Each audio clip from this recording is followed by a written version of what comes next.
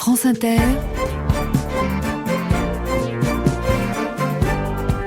Éric Delvaux, le téléphone sonne. Et vous, êtes-vous prêt à investir donc dans cette crypto-monnaie et autres bitcoins comme une évidence pour les uns, alors que pour les autres, ça ne reste qu'une bulle spéculative qui finira par exploser. Cela dit, ce thème de la spéculation n'est peut-être pas le sujet le plus intéressant dans cette histoire, car derrière la révolution technologique, on va surtout s'intéresser ce soir à la révolution idéologique qui s'annonce. Que serait un monde sans cash ? Que deviendraient les banques commerciales de quartier? Et quant aux banques centrales, eh bien, elles ont compris, elles sont en train d'intégrer ce New Deal, signe que c'est bien un nouveau monde monétaire qui s'annonce. Vos témoignages, vos remarques, vos questions, c'est maintenant 01 45 24 7000. Les standardistes sont là jusqu'à 20h. Le téléphone sonne. 01 45 24 7000. Avec ce soir, deux invités, deux économistes pour répondre à vos questions. Philippe Erlin, bonsoir. Bonsoir. Vous êtes docteur en économie et vous avez publié il y a 3 ans « J'achète du Bitcoin » paru aux éditions Erol. Et puis en duplex de Lyon, Jean-Michel Servet, bonsoir. Bonsoir. Vous êtes professeur honoraire à l'Institut des hautes études internationales et de développement à Genève, spécialiste de la monnaie. Bonjour donc à tous les deux, je vous le redis. Première question, cette crypto-monnaie dématérialisée, elle n'est soumise à aucun État, aucune banque centrale. Philippe Erlin, quel est l'intérêt de cet écosystème ? L'intérêt justement, c'est de ne pas dépendre des États qui ont tendance à utiliser la monnaie à leur profit et donc à en pervertir la valeur. On le voit en ce moment avec la crise du Covid, les déficits budgétaires monstrueux qui sont faits aux États-Unis et en Europe amène la Banque centrale à monétiser cette dette, c'est-à-dire à faire de la planche à billets, à créer de la monnaie pour racheter ses dettes. Et ça dévalue la valeur de la monnaie sans qu'on nous demande notre avis à nous, utilisateurs de base de l'euro. Et donc, ça se traduit par de l'inflation. On voit que l'inflation commence à revenir assez clairement aux États-Unis et un peu en Europe. Et donc, ça, c'est une perte de valeur. L'inflation, c'est un impôt qui pèse sur tous les consommateurs. Et ça se fait sans qu'on nous demande notre avis. Donc, le fait d'avoir une monnaie indépendante des États, comme le Bitcoin ou comme était l'or avant, quand il était utilisé, c'est un peu une façon de se protéger contre ça. Mais puisqu'il n'y a pas de banque centrale ni d'État derrière pour réguler, alors qu'est-ce qui garantit la sécurité de ces nouvelles monnaies ? Ce sont des programmes informatiques, Philippe Erlin ? Voilà, ce qui garantit la valeur et l'intégrité du Bitcoin, ce sont les algorithmes informatiques, c'est le programme qui est transparent, c'est-à-dire que n'importe quel informaticien peut voir ce programme et l'auditer, donc il n'y a pas de secret dans ce code. Et c'est cet algorithme qui garantit la valeur, qui garantit le fait, par exemple, qu'il n'y aura jamais plus de 21 millions de bitcoins. Aujourd'hui, on est à 18 millions,7 à peu près. Il n'y en aura pas plus de 21 millions. Il n'y aura jamais de planche à billets avec le bitcoin. Ça, on en est certain, ce qui n'est pas le cas avec l'euro ou le dollar. Jean-Michel Servet, la crypto-monnaie estime qu'elle n'a donc plus besoin de faire confiance à l'État pour se réguler. Quelle est finalement l'idéologie qui est derrière ça ? Alors, il y a un premier élément que j'aimerais préciser. Je suis en désaccord absolu avec l'idée qu'un élément tel que le Bitcoin soit une monnaie. C'est un actif financier spéculatif. Pour donner les chiffres, il y a à peu près 400 000 utilisateurs sur la planète qui utilisent le Bitcoin comme moyen de paiement. Pour les 100 millions, voire 250 millions de personnes, puisqu'il y a une incertitude assez forte, qui détiennent cet actif financier, il s'agit d'un élément lié à leur stratégie de placement. Donc peut-être qu'un jour, un élément comme le Bitcoin deviendra une monnaie. Aujourd'hui, il ne l'est pas. Il n'y a sur la planète que 50 000 commerces qui acceptent le Bitcoin comme moyen de paiement. C'est-à-dire je ne peux pas aller acheter une pizza en bas de la maison de la radio ou ailleurs avec pour l'instant de la crypto-monnaie, pas forcément. Alors je vous dirais, vous n'avez pas du tout intérêt parce que quand vous allez acheter sur la plupart des éléments, vous êtes dans l'incertitude du taux de transaction. Vous êtes dans l'incertitude de la rapidité de la transaction. Donc les qualités de cet instrument ne sont pas, je parle du Bitcoin, ne sont pas aujourd'hui une monnaie. Par contre, il existe 11 000, plus de 11 000 aujourd'hui. Il y a 4 ans, on était à peu près à 2 000, d'après ce qu'on sait. 11 000 crypto-actifs.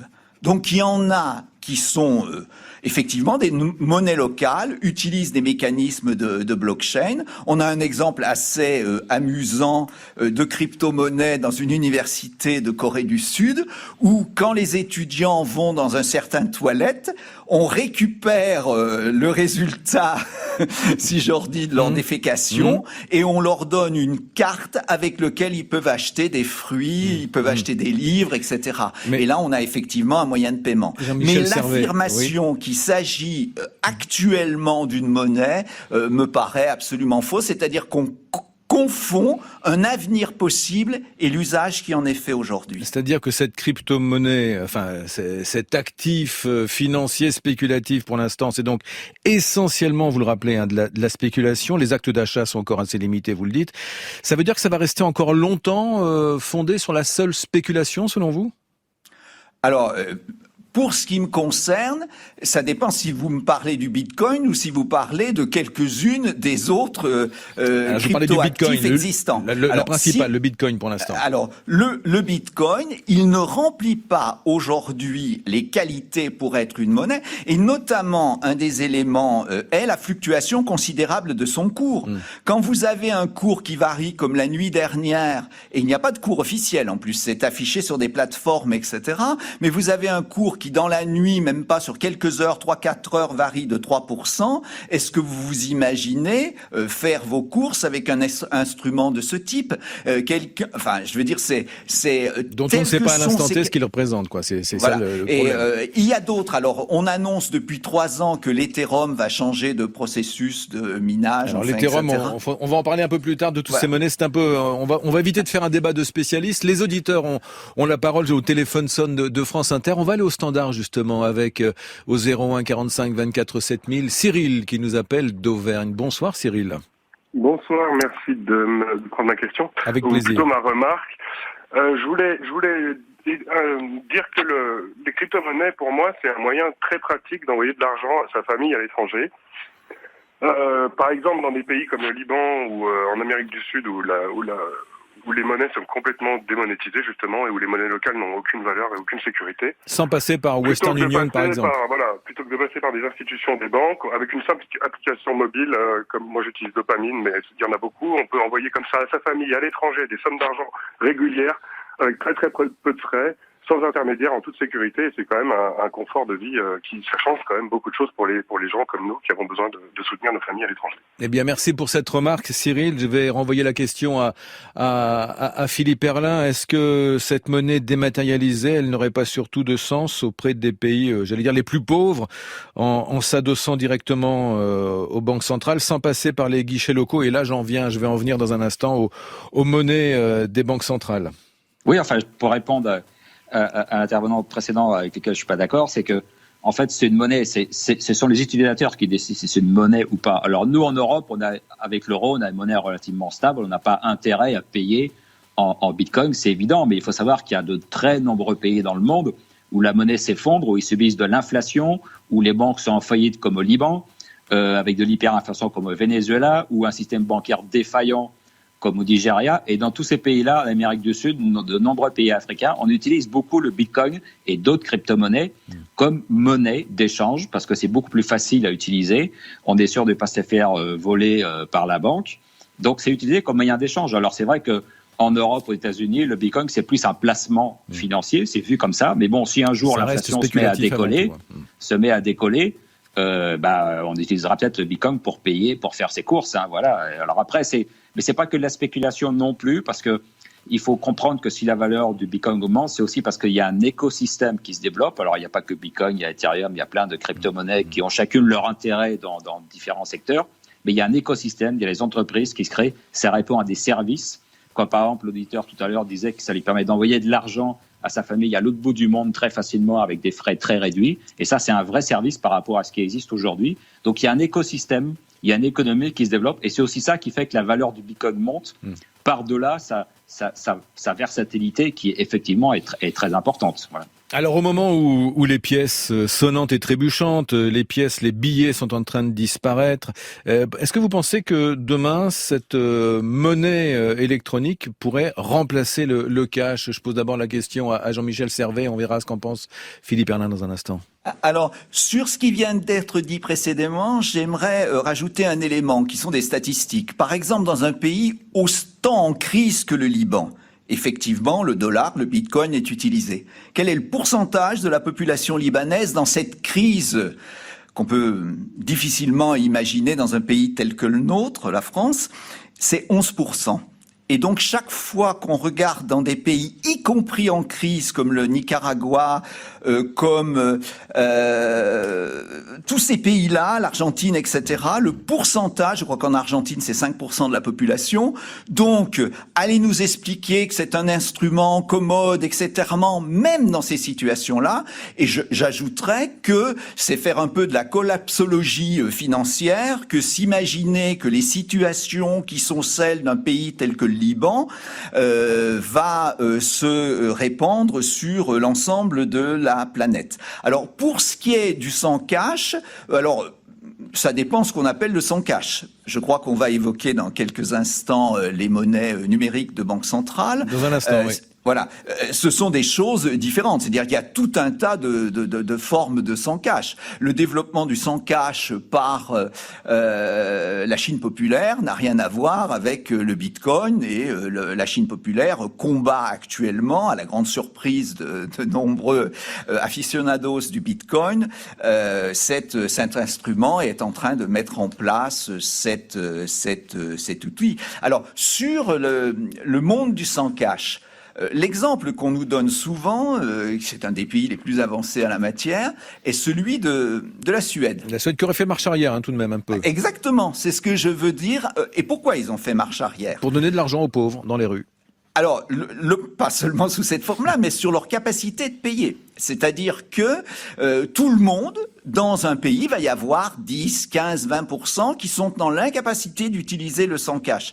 Alors, est-ce qu'on laisse sur le côté de la route 15, 20%, même ce serait-ce que 10% de la population? Et autre élément pour tous les autres, on s'est aperçu en Suède que le taux d'endettement de la population s'accroissait de manière considérable dans les couches qui ne sont pas nécessairement très riches, parce que avec le fait de ne plus utiliser le cash, ils perdaient le contrôle de leurs dépenses. On va poser la même question. Merci. On va poser la même question à Philippe Herlin. Le sans cash, la disparition du billet en partie, tout ou partie, et des pièces de monnaie à plus ou moins brève échéance. Ça vous parle, Philippe Herlin?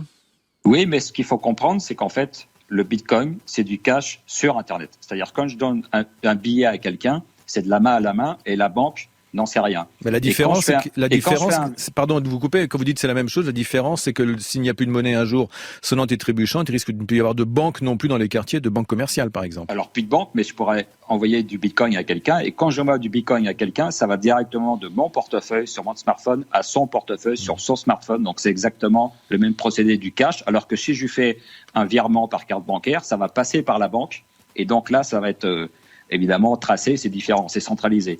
Donc, en fait, Bitcoin, c'est du cash sur Internet. C'est pour ça que si les États veulent supprimer le cash, pourquoi? Parce qu'ils veulent que le fisc puisse contrôler tous les mouvements et pour s'attaquer au marché noir. Et voilà. Donc, mais ça, et puis c'est aussi une façon de tracer les gens. C'est pour ça que la Chine est très en avance là-dessus, parce que ça rentre dans le cadre du crédit social, de pouvoir suivre tout ce que vont faire les gens. Donc, on peut aussi considérer que c'est une atteinte à la liberté. Et si les États veulent imposer la fin du cash, eh bien ça donnera un coup de fouet supplémentaire à l'utilisation du Bitcoin et les autres crypto-monnaies. Un mot sur Facebook, qui est en train de créer sa propre monnaie électronique, le Libra, remplacé par le Diem depuis peu de temps. Est-ce que les ambitions de Facebook, Jean-Michel Servet, là encore, ce serait de créer un nouveau monopole monétaire? Je ne pense pas. Je pense qu'il s'agit d'un élément complémentaire qui est d'ailleurs intéressant dans la nouvelle formulation qu'ils en ont donnée, puisqu'il s'agit pour ce qu'on peut en savoir, parce que le résultat sera peut-être différent avec l'évolution du projet. Il s'agit d'un panier de monnaie. Et d'un panier de monnaie, effectivement, ça vous stabilise la valeur d'une monnaie. Mais ce que j'aimerais ajouter par rapport, parce qu'il y a cette idée qu'on vient d'entendre tout à l'heure, sur l'idée que ça réduirait l'inflation. Quand vous avez un cours d'un actif financier qui s'accroît de manière aussi considérable, dans le calcul du taux d'inflation, on ne l'a pas, puisque le taux du calcul d'inflation ne tient compte que de la valeur des biens et des services. Il n'intègre pas le calcul des biens immobiliers, si ce n'est indirectement à travers les loyers, et il n'intègre pas les variations des actifs financiers. Qu'est-ce que vous voulez nous dire là ? C'est-à-dire que le cours de bourse d'une action, il n'est pas intégré dans un calcul de l'inflation, pas plus que l'accroissement des biens immobiliers. C'est seulement les biens. C'est-à-dire qu'on a eu une masse considérable, alors je pense que je serais d'accord avec Philippe Herrlin, considérable de création monétaire par les banques, par le crédit et par l'économie publique. Et alors, c'est étonnant pour tous les économistes. On se dit, mais comment ça se fait que pendant des années et des années, il n'y a pas eu d'inflation ? Il n'y a pratiquement pas eu d'inflation des salaires. Il n'y a pratiquement pas eu d'inflation des biens et des services. Mais si on se met à calculer l'accroissement des actifs financiers et immobiliers, alors je dis oui, nous avons vécu dans un monde d'une explosion d'inflation. Donc ceci vient de la façon dont on le calcule. Et donc le discours qui consiste à dire il n'y a pas eu d'inflation, quand on injecte et quand on crée des survaleurs, on crée de l'inflation, et c'est très précisément ce qu'on a fait avec le modèle néolibéral depuis les années 80. On va pas faire un débat sur l'inflation. On va revenir très précisément sur ces crypto-monnaies, ces crypto-actifs. Je pose la question à Philippe Herrlin. Pourquoi est-ce que les banques centrales sont en train de s'intéresser à ces monnaies électroniques ? Est-ce que c'est principalement pour garantir la survie de leur institution ? Alors c'est aussi parce qu'elles se rendent compte de la concurrence de Bitcoin et aussi d'autres crypto-monnaies, justement comme le Diem de Facebook, alors qui va être indexé en fait sur le dollar. À l'origine, ça va être un panier de monnaie, mais ils ont un peu changé leur business model. Et c'est un stablecoin, c'est-à-dire un Diem égale $1. Et c'est aussi plusieurs crypto-monnaies qui fonctionnent sur ce modèle-là et qui permet justement d'éviter la volatilité, quoi. Et les banques centrales répondent parce qu'il y a une concurrence, parce que le fait d'envoyer de la monnaie à partir de son smartphone, ça va devenir de plus en plus courant et elles veulent pas manquer le train. Voilà, donc il y a cet aspect-là. Et puis l'autre aspect, je disais tout à l'heure, c'est aussi la volonté du fisc de suivre l'intégralité des virements et des paiements de façon à lutter contre le marché noir, contre le travail au noir, quoi. Voilà. Donc, allez, 01 45 24 7000. On retourne au standard de France Inter avec une question de Stéphane qui nous appelle d'Aix-en-Provence. Bonsoir Stéphane. Oui, bonsoir. Vous m'entendez ? Très bien. Quelle est votre question ? Alors, ma question, c'est que le Bitcoin était en fait géré par un algorithme qui intégrait tous les achats et ventes du Bitcoin concerné. Et donc, il y a une traçabilité du Bitcoin. Et par ailleurs, on a entendu parler d'affaires de détournement, de vol de Bitcoin. Et j'ai du mal à comprendre comment une monnaie qui intègre toute cette traçabilité puisse faire l'objet justement de fraude, de vol, etc. Alors moi j'avais cru comprendre au contraire que le Bitcoin avait peu de traçabilité. On va demander ce qu'en pensent nos experts. Jean-Michel Servet, des vols de Bitcoin possibles ?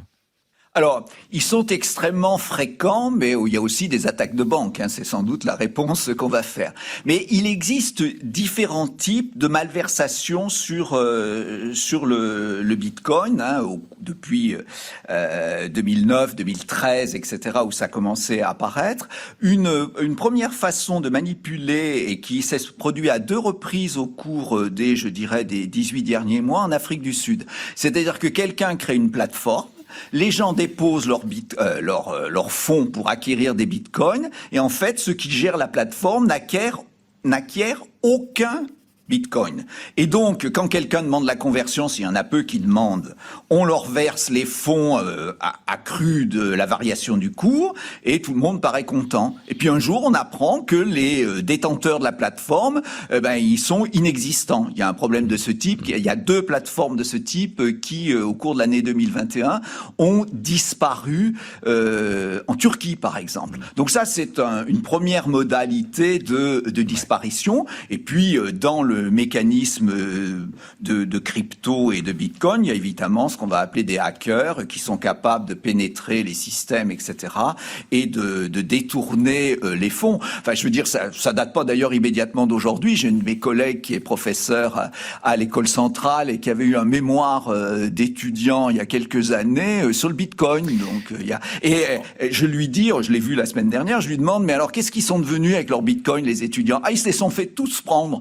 Donc c'est cet élément qu'on peut avoir. C'est un phénomène de hacker. Alors quand on dit que c'est anonyme, c'est vrai que ça apparaît anonyme du fait de l'usage de pseudos. Mais en fait, quand le FBI ou des organisations de ce type se donnent des moyens considérables pour savoir qui sont derrière les transactions, alors ils y parviennent. On va reparler des banques centrales et de la Chine dans un instant. Juste une question sur ce dont on vient de parler, Philippe Herlin. Les crypto-monnaies qui n'ont pas toujours bonne presse, difficiles à identifier, peu de traçabilité, manque de transparence, c'est aussi la porte ouverte aux achats illégaux. Est-ce que ces bémols sont justifiés selon vous, Philippe Herlin? Non, ils sont largement utilisés par justement les directeurs de banques centrales ou de grandes banques qui voient ça qui voient le Bitcoin comme un concurrent. Donc ils y cassent de sucre sur le dos, on va dire, ce qui est un peu de bonne guerre. Il n'y a pas d'achats illégaux avec les Bitcoins? En fait, c'est très limité parce que justement, ça peut être tracé. Alors, c'est pas complètement transparent comme les comptes bancaires, mais c'est pas non plus complètement anonyme. On peut toujours finalement tracer parce que le Bitcoin, ça fonctionne. Parce que les transactions ne sont pas validées par une banque centrale, il n'y a pas de banque centrale, c'est monnaie décentralisée, donc c'est validé comment? C'est validé par une base de données qui est publique. N'importe qui peut la consulter. Alors, il n'y a pas les noms des personnes, il y a les numéros de compte. Mais de toute façon, à un moment ou à un autre, si on met sous surveillance un certain nombre de numéros de compte, et au moment où ils vont transférer leur Bitcoin en dollars dans une banque, ils vont se faire repérer et ils vont se faire attraper. Voilà, donc c'est pour ça que c'est pas du tout un bon moyen pour blanchir de l'argent. Et quand on regarde les procès de blanchiment d'argent de la drogue, ça concerne des banques pour pignon sur rue et pas du tout le Bitcoin, quoi. Donc, Allez, question ce soir sur les monnaies digitales. Il est 19h40. On va s'intéresser aux banques centrales. La banque centrale chinoise qui est en train de fabriquer son yuan numérique en prenant toutes les autres banques centrales de vitesse. Philippe Herlin, quels sont les enjeux à terme pour la Chine? je crois que les enjeux, comme je disais tout à l'heure, c'est que ça s'inscrit dans la volonté de développer le crédit social de la Chine, c'est-à-dire une surveillance généralisée des Chinois, des citoyens chinois. Et donc, en supprimant le cash et en imposant une monnaie numérique, eh bien, ça permettra de contrôler toutes les dépenses, de surveiller toutes les dépenses de tous les Chinois. Voilà, je pense que c'est ça qui motive surtout la Chine pour faire avancer son crypto yuan. Et Jean-Michel Servet, est-ce que le but du yuan numérique pour les Chinois, ce ne serait pas aussi de pouvoir enfin se passer du dollar qui domine le monde? Là encore, ce serait une révolution pour la monnaie internationale. Je pense que la raison est aussi intérieure. Parce qu'il faut ajouter un élément qui est considérable, c'est celui du contrôle de la masse monétaire par les autorités financières chinoises. C'est-à-dire que si vous voulez mener une politique monétaire et que vous avez des quantités de cash considérables, eh bien, il est difficile de mener cette politique monétaire. Par exemple, j'ai accompli une partie de ma carrière en Suisse et on sait très bien que toute une partie de la demande des billets en Suisse n'est absolument pas destinée à être utilisée comme moyen de paiement. C'est un moyen de réserve monétaire. Alors, si vous avez des réserves monétaires considérables sous forme de cash, il est très difficile de mener une politique monétaire pour un État. Donc je pense que c'est un retour, comme dans d'autres domaines, des politiques monétaires publiques par cet instrument-là, puisque vous pouvez faire une monnaie fondante. C'est-à-dire qu'à partir du moment où les comptes sont détenus et sont connus, eh bien, un État peut décider que si ces sommes ne sont pas dépensées au cours des 6 mois qui suivent, enfin, etc., dans une certaine proportion, eh bien, la monnaie devient fondante, ce qui était une proposition d'un auteur allemand et argentin, qui s'appelle Gessel, donc Keynes se citait, etc. Donc je crois qu'on entre peut-être dans une période de ce type auquel personne ne croyait il y a une vingtaine d'années. 01 45 24 7000. Philippe est en ligne. Vous nous appelez de l'Aveyron. Bonsoir Philippe. Bonsoir. Quelle est votre question? C'était le côté par rapport au cash. Ce qu'il y a, c'est que c'est ce petit manque de liberté qu'il va y avoir pour les gens qui veulent payer, qui veulent continuer à utiliser les billets, c'est au niveau humain. Je précise que vous travaillez, je lis que vous travaillez à la Banque de France. Hein. C'est exact. C'est pour ça que je dis ça, c'est que on est utilisateur du cash, on a encore cette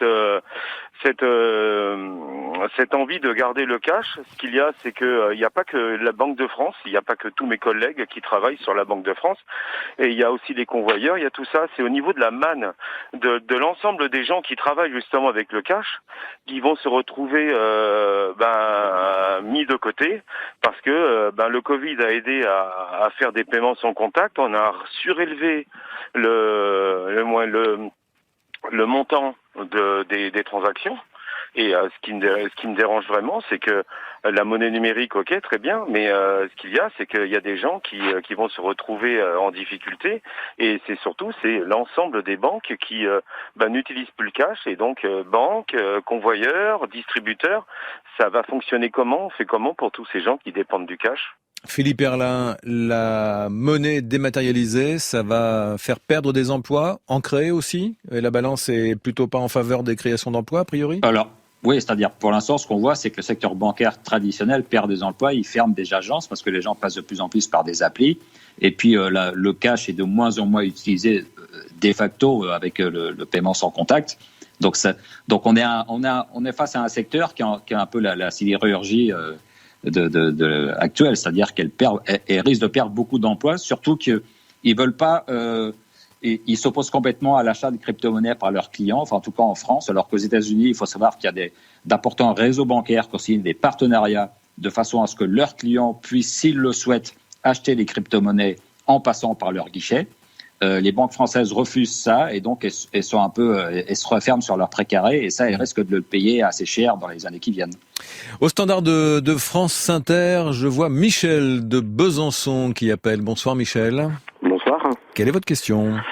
Je me posais la question concernant les crypto-monnaies et d'une façon générale les algorithmes pour les faire fonctionner, qui consomment, je crois, beaucoup de puissance informatique et donc de puissance énergétique.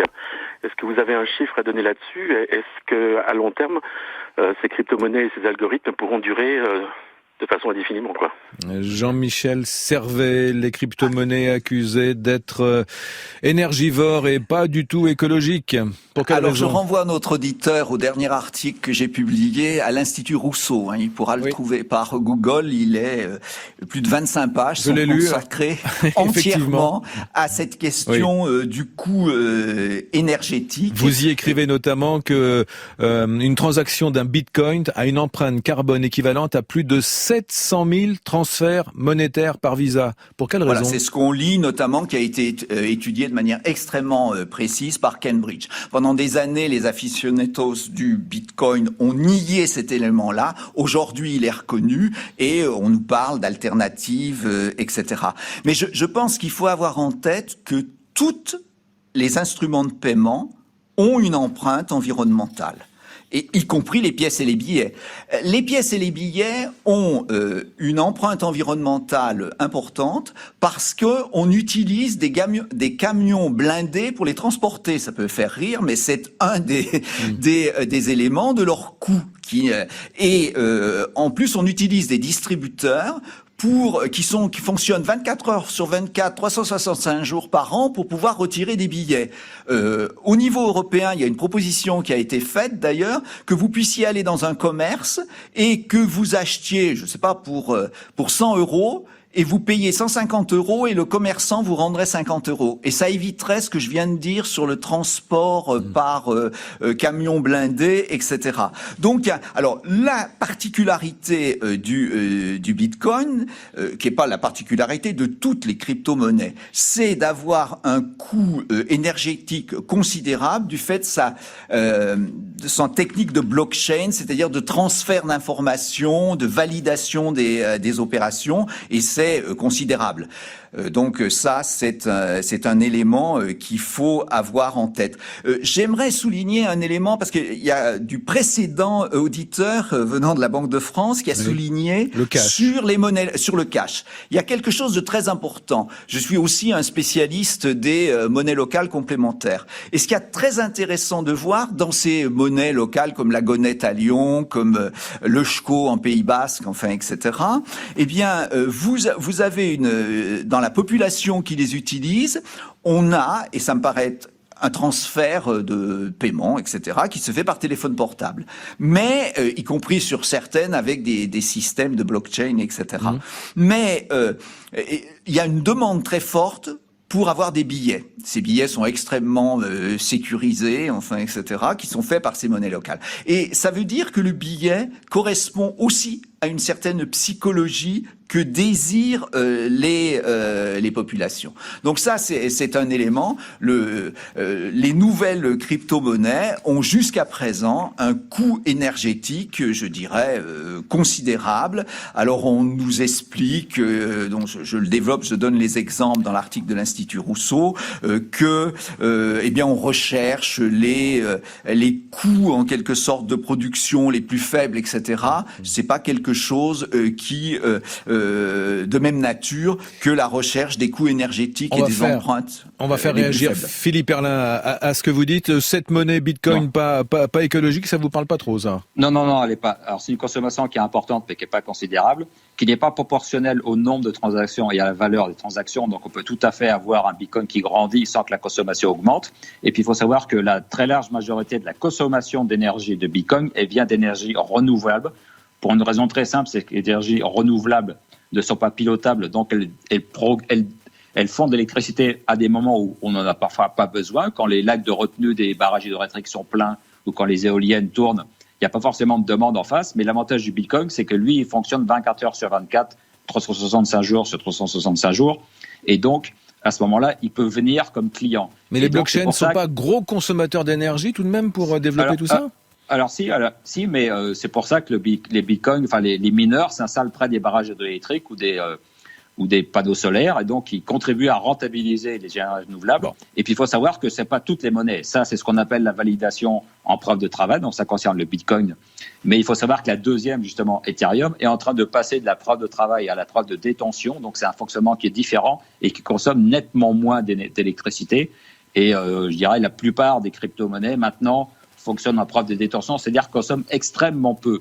Donc c'est pas du tout un problème pour l'avenir du Bitcoin. On ne vous mettra pas d'accord ce soir sur l'écologie du Bitcoin entre Jean-Michel Servet et vous, Philippe Herlin. On va retourner au standard avec une question de Valérie. Bonsoir Valérie. Oui, bonsoir. Vous nous appelez de Clermont-Ferrand. C'est ça. Et ma question concernait justement l'Ethereum. J'avais compris qu'il y avait, je voulais savoir quelle était sa spécificité. J'avais compris qu'il y avait une certaine philosophie derrière et que ça n'était pas seulement un moyen de faire de la spéculation. Alors, on va retourner vers Philippe Herlin peut-être pour cette question. Quelle spécificité de l'Ethereum par rapport aux autres crypto-monnaies? En fait, le Bitcoin, c'est surtout une monnaie de réserve et de transaction. L'Ethereum, c'est le côté blockchain qu'a développé, c'est-à-dire c'est une plateforme ouverte à tous qui permet de programmer tout un tas de services financiers. Par exemple, on peut développer des prêts, on peut développer des systèmes d'assurance. C'est quelque chose qui est facile à programmer et qui permet de faire ce qu'on appelle la finance décentralisée, c'est-à-dire de proposer des services financiers habituels mais de façon décentralisée, faits par des structures qui sont beaucoup plus légères que les banques actuelles, donc qui proposent ça à des coûts nettement inférieurs. Et ça, c'est en train d'exploser en ce moment. Donc donc ça c'est tout la spécificité de l'Ethereum et qui est en train de bouleverser le secteur de la finance. Donc. Une question à Jean-Michel Servet à propos de la Banque Centrale Européenne qui a désormais son projet d'euro électronique pour une mise en place a priori pas avant au moins 3 ans. Pour le consommateur français, Jean-Michel Servet, cet euro électronique, ça aura quel intérêt ? Alors, je voudrais donner une précision à propos de l'Ethereum, parce que ça fait 3 ans que cette crypto-actif, et là je pourrais dire qu'il va du côté d'une crypto-monnaie, annonce sa transformation. Alors elle l'annonce maintenant à nouveau pour le mois de septembre, on verra bien. Mais il y a quelque chose qui est autour des crypto-monnaies, c'est sans cesse d'annoncer des nouveautés et on les voit pas nécessairement. Par exemple, on a lu dans toute la presse que le Salvador allait adopter le Bitcoin comme monnaie légale. C'est absolument faux puisqu'immédiatement le président a rétropédalé pour dire les gens ne seront pas obligés de payer en bitcoin. Je regrette infiniment. Une monnaie légale, c'est une monnaie avec laquelle on a l'obligation de la recevoir. Donc là, la grande difficulté de discuter avec des spécialistes, c'est que on se situe dans un futur qui ne se réalise pas nécessairement. Alors, pour ce qui est du projet européen, on va venir à la Banque Centrale Européenne. D'abord, à 3 ans, c'est une bonne. Vous pensez que c'est la bonne distance dans 3 ans pour développer un euro électronique ? Alors, je suis dans l'incapacité, en tant que spécialiste, de juger de la capacité de la Banque centrale de le mettre en place. Je crois qu'il faut être honnête. Les informations qui nous sont données sont insuffisantes. Ce que je pense fondamentalement à ce propos et entre ces projets, c'est que les projets numériques de Banque centrale n'ont rien à voir avec quelque chose comme le Bitcoin. Donc, je crois qu'il faut être extrêmement vigilant parce que souvent c'est tout confondu dans un même magma et on se trouve dans quelque chose de différent. Non, on parle bien de monnaie électronique de banque centrale. Voilà, on va la déterminer comme ça. Voilà. Et il est fort possible, par exemple, que dans les 3 ans qui viennent, une monnaie, un cryptoactif tel que le Bitcoin, compte tenu de son coût énergétique qui est considérable, je renvoie à l'article Rousseau et je suis en total désaccord. On vous mettra pas d'accord ce soir, on a bien compris. On va passer à autre chose. Je renvoie les auditeurs parce que les exemples. À vos 25 pages.